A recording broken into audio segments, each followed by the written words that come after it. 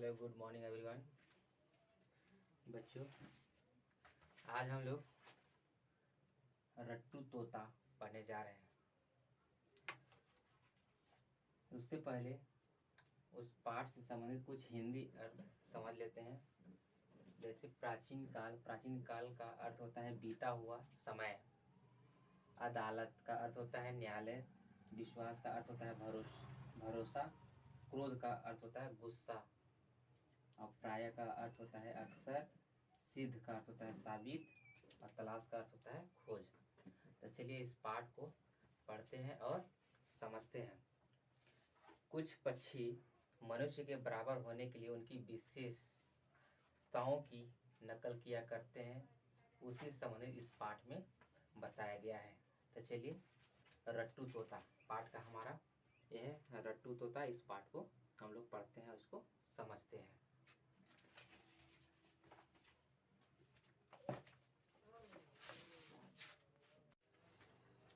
बच्चों, आज हम लोग जिस पाठ को पढ़ रहे हैं उसका नाम है रट्टू तोता।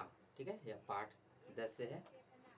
यह थाईलैंड की एक लोक कथा है। बच्चों, हर देश की अपनी एक लोक कथाएं होती है जिन्हें आप लोग प्रायः दादा नानी से सुने होंगे। यहाँ हम लोग थाईलैंड की एक लोक कथा के बारे में चर्चा करेंगे। बच्चों, हर एक पक्षी की अपनी एक बोली होती है और वह सदा उसे बोलता है। मगर दो चार पक्षी ऐसे भी हैं जो अपनी बोली को अदल बदल कर बोलते हैं। तोता और मैना तो ऐसे पक्षी हैं जो दूसरे की बोली बिल्कुल इंसान की तरह नकल कर लेते हैं। तोते को जैसा आप लोग पढ़ाएंगे वैसा वो बोलने लगता है। तोते में यह गुण कैसे आया, वह मनुष्य की बोली की नकल कैसे कर लेता है, यह प्रश्न उठना तो स्वाभाविक है। उसी के बारे में इस पाठ में बताया गया है। तो इस प्रश्न का उत्तर थाईलैंड की एक लोक कथा मिलता है। वह कथा इस प्रकार है। बहुत पहले थाईलैंड में एक पक्षी होता था जो थोड़ा बहुत सिखाने पर मनुष्य की बोली बोल लेता था, बल्कि अपने विचार भी मनुष्य की बोली में प्रकट कर सकता था। इस पक्षी का नाम था लोरीकीट। ध्यान रखिएगा, इस पक्षी का क्या नाम था? तो लोरीकीट। चलिए अब आगे की कहानी अब शुरू हो रही है। एक किसान था, उसने एक लोरीकीट को पाल रखा था। जब वह खेत जाता तो लोरीकीट के पिंजरे को अपने साथ ही ले जाता था और एक पेड़ की शाखा पर उसे टांग देता था। एक दिन जब किसान अपने खेत पर पहुंचा तो वह देखता है कि पड़ोसी की भैंस ने उसके आधे खेत चर लिए, खा गए। किसान को बहुत गुस्सा आया। उसने भैंस को अपने घर में छुपा लिया। दूसरे दिन पड़ोसी अपनी भैंस को खोजते खोजते उधर आ गया और उसने अपनी भैंस के बारे में उस किसान से पूछा। तो किसान ने कहा कि मैंने तुम्हारी भैंस को नहीं देखा। इतने में लोरीकीट बोल पड़ा कि मेरे मालिक ने तुम्हारी भैंस को छिपाया है और उसने आज उसका दूध भी निकाला है और पिया है। यह सुनकर पड़ोसी ने किसान के घर में खोजा और वहां उसे भैंस मिल गई। किंतु किसान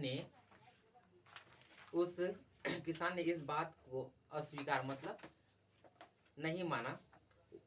अस्वीकार करते हुए कहा कि यह भैंस मेरी है, यह भैंस तुम्हारी नहीं है, यह भैंस मेरी है। तुम्हारे पास इस बात का क्या सबूत है कि यह भैंस तुम्हारी है?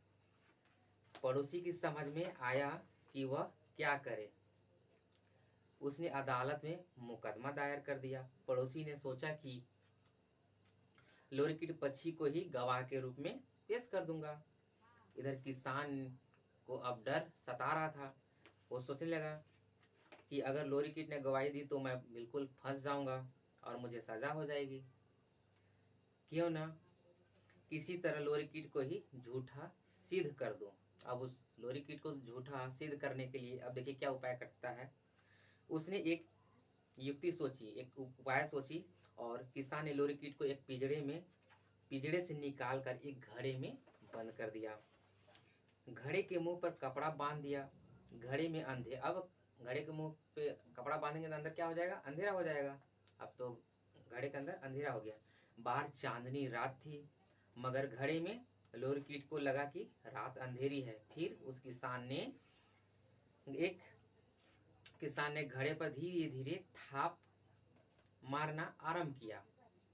लोरी कीट को लगा कि बादल गरज रहे हैं। फिर किसान ने घड़े पर बंधे कपड़े पर पानी गिराया। हल्की हल्की फुहार लोरी कीट की शरीर पर पड़ी। उसने समझा कि रिमझिम रिमझिम वर्षा हो रही है। दूसरे दिन मुकदमे की सुनवाई थी। अब पड़ोसी ने गवाही के रूप में लोरी कीट को बुलाया। जज ने लोरी कीट से पूछा कि किसान का यह पड़ोसी कहता है कि किसान ने उसकी भैंस चुरा ली है, इस बारे में तुम्हारा क्या कहना है? क्या यह बात सही है? अब देखिए, लोरी कीट ने आंखों देखी सारी घटना जैसा के तैसा बिल्कुल सुना दी। इस पर पड़ोसी बहुत खुश हुआ, किंतु किसान ने जज साहब से कहा कि यह पक्षी हमेशा झूठ बोलता है, इस पर विश्वास नहीं किया जा सकता। तब जज ने कहा कि पक्षी झूठ बोलता है, इसका क्या प्रमाण है? किसान ने कहा, आप इससे कोई दूसरा प्रश्न करें तो दूध का दूध और पानी का पानी हो जाएगा। ठीक है, मैं इससे एक प्रश्न पूछ लेता हूँ। लोरी कीट, बता, कल रात का मौसम कैसा था? तब लोरी कीट ने जवाब दिया, रात अंधेरी थी और बादल गरज रहे थे, पानी भी बरसा था। लोरी कीट का जवाब सुनकर सब एक दूसरे का मुंह ताकने लगे, क्योंकि उस दिन तो चांदनी रात थी। जज और अन्य लोगों ने समझ लिया कि लोरी कीट झूठ बोलता है, क्योंकि पिछली रात तो चांदनी रात थी, न बादल गरजे थे, न पानी उस दिन बरसा था। जज ने किसान को निर्दोष समझकर छोड़ दिया। उस दिन से लोगों ने समझ लिया कि लोरी कीट झूठा पक्षी है, इसे पालना नहीं चाहिए। सबने पिंजरे के दरवाजे खोल दिए और अपमानित होकर लोरी कीट जंगल में उड़ गया।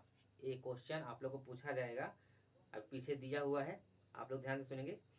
लोरी कीट जो है अपमानित होकर कहाँ किस ओर चला गया? तो जंगल की ओर उड़ गया।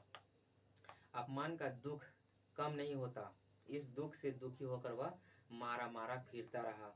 एक दिन उसकी भेंट एक हरे रंग के एक पक्षी से हुई। उस नए पक्षी ने अपना परिचय देते हुए कहा कि मेरा नाम तोता है, मैं मनुष्यों की बोली दोहरा सकता हूँ, उनकी बोली में बात भी कर सकता हूँ, और मैं मनुष्य के एक अच्छे देश की तलाश में हूँ जहाँ सम्मान से मैं रह सकूँ। तब लोरी कीट ने कहा, जो गुण तुम में है वही गुण तो मुझ में भी है, इसलिए तो मुझे इस जंगल में आना पड़ा। एक किसान ने मुझे प्रेम से पाला था, पर अब उसने मुझे अपमानित करके निकाल दिया। मैं तो अब मनुष्यों के बीच रहने के लिए कभी नहीं जाऊंगा। अगर तुम जाना चाहते हो तो जाओ, मैं रोकता नहीं, किंतु अगर वहाँ कुशलतापूर्वक तुम रहना चाहते हो तो मेरी एक सीख मान लो। बड़ी उत्सुकता से तोते ने पूछा, मतलब कि वह सीख क्या है? तब लोरी कीट ने अपना सारा किस्सा सुनाकर कहा कि मनुष्यों के बीच रहते समय तुम उनकी बोली को दोहराते रहना, जैसा वे कहे वैसा ही करना। कभी भी भूल कर अपनी ओर से कुछ न कहना, वरना मेरी जो हालत हुई है वही तुम्हारी भी होगी। लोरी कीट की सीख को तोते ने बड़ी ध्यान से सुना, उसे धन्यवाद दिया और मनुष्यों की बस्ती की ओर उड़ चला। जब मनुष्यों को यह मालूम हुआ कि लोरी कीट से अधिक सुंदर एक पक्षी आया है जो उनकी बोली बोल सकता है, तो उन्होंने बड़े स्नेह से उसे घर में पाल लिया। तोते और उसके वंशजों ने आज तक लोरी कीट पक्षी की सीख को नहीं भुलाया। वे मनुष्यों की बोली को केवल दोहराते हैं, अपनी ओर से वे कुछ भी नहीं कहते। तो बच्चों, आप लोग के मन में एक प्रश्न उठता होगा कि तोता ज़्यादा क्यों नहीं बोलता है? इसलिए नहीं बोलता है कि ये बहुत ही पुरानी कथा, उसी के आधार पे इसको बताया गया है। हम लोग जितना तोता को घर में सिखाते हैं, बुलवाते हैं, उतना ही वो बोलता है, अपने से ज़्यादा कुछ नहीं बोलता। ठीक है, तो ये आज का ये पाठ था। आशा करता हूँ आप लोग को बिल्कुल ये समझ में आ गया होगा।